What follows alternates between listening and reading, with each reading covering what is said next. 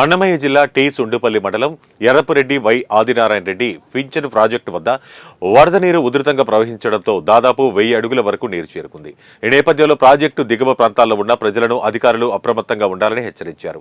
ఈ నేపథ్యంలో ఫించా ప్రాజెక్టు నుండి అన్నమయ్య జిల్లా ప్రతినిధి షేక్ యూసఫ్ మరింత సమాచారం అందిస్తారు. చెప్పండి యూసఫ్, వై ఆదినారాయణ ఫించా ప్రాజెక్టు వద్ద ఎలాంటి పరిస్థితి నెలకొంది? మీ దగ్గర ఉన్న పూర్తి అప్డేట్స్ ఏంటి? ఇదే